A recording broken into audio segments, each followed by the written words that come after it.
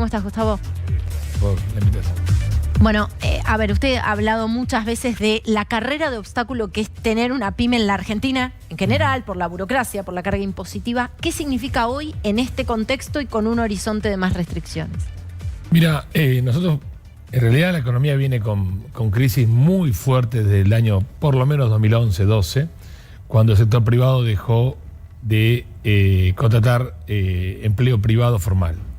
Ahí se paralizó el empleo privado formal. Lo que empezó a crecer fue el empleo público.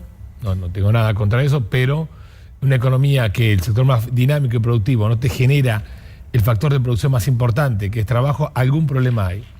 Pasaron los años, son 10 años, no es poco tiempo. Vino la crisis del 2019, vino la cuarentena, la pandemia, la cuarentena, y apenas estábamos empezando a levantar la cabeza, que no es crecimiento ni rebote, apenitas empezar a trabajar, viene este segundo encierro, que es realmente un amor al candado bastante complicado. Para el sector más perjudicado, que es el gastronómico, el hotelero, la gente de los trabajos culturales, yo te digo, no pertenezco a ningún sector, por la economía de esos sectores. Pero la economía es un sistema de vasos comunicantes, en algo siempre te afecta, ¿no? Entonces, y más allá, y aunque no me afecte, no es el punto. El punto es que habían hecho inversiones primero para mantener.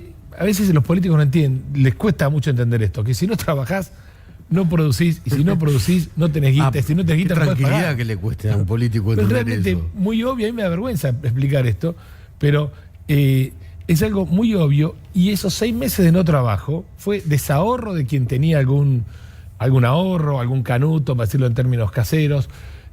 Fue endeudarse donde se podía.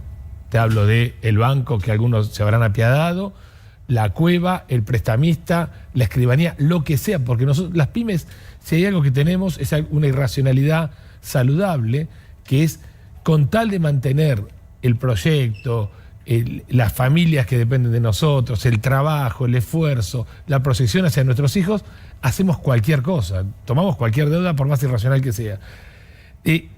Así se financió el no trabajo. Para abrir, hoy me decía un cliente de un restaurante, tuve que poner un montón de guita, me decía. Claro. Rehacer protocolos, volver a contratar gente, buscar la gente, hacer las mamparas, hacer las diferencias. Y aún así abría el 30%. Porque el gobierno, cuando ve una lamparita abierta, cree que está trabajando. Al 30% es lo mismo que nada. Aún así, con mucho esfuerzo, el 30%.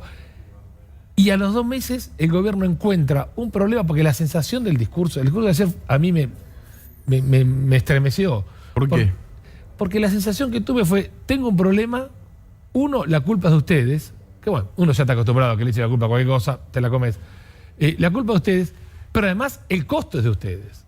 Porque eso fue el confinamiento del año pasado. Y lógico. Y el gobierno dijo fue una medida exitosa, pero en realidad la sociedad fue la que se quedó en su casa, cerró los negocios. Pero por supuesto, y si hay una certeza, porque encima, si hay algo malo para la economía es la incertidumbre, el miedo, el temor, el no saber qué pasa, pero si hay una sola certeza, es que el 30, ellos la van a cobrar como si nada. Se van a meter en el banco, van a poner la clave, clic, clic, clic, clic, y el numerito va a estar.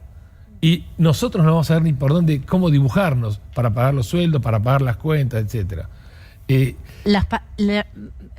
Me ha tocado entrevistarte en varias ocasiones y siempre decís que las pasaste todas con una pyme familiar, ¿no? Con la que ya hay casi un vínculo emocional, entiendo. Ahora, ¿cómo se sale de esto? Mira, Argentina tiene problemas muy serios desde la economía, y el músculo principal que tiene para salvar los problemas lo tiene maniatado, paralizado y con una mochila que es mucho más grande que la espalda. Te hablo del músculo, son las 600.000 pymes que están todavía medianamente vivas, pese a los 20.000 bares que cerraron y las decenas de miles de empresas que también han cerrado. Ahí hay un músculo, ahí hay gente con ganas de laburar, pero tiene una mochila encima. La mochila es laboral no salarial, la mochila es los 170 impuestos, los 100 mecanismos de recaudación, te lo puedo repetir hasta que venga el cura a las 12 de la noche. El kilo y medio de impuestos. El kilo y medio de impuestos, etcétera. Hasta re despiertos. La mochila es regulatoria, la mochila es el sobreendeudamiento. Pero además, hoy se conoció la tasa de inflación.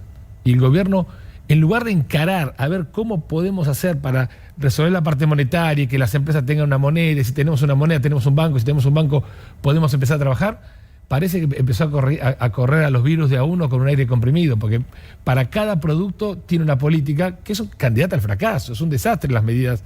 Más grave que el número del precio fueron las medidas que anunció el Ministerio de Desarrollo Económico sobre cómo controlar los precios, muchísimo más grave.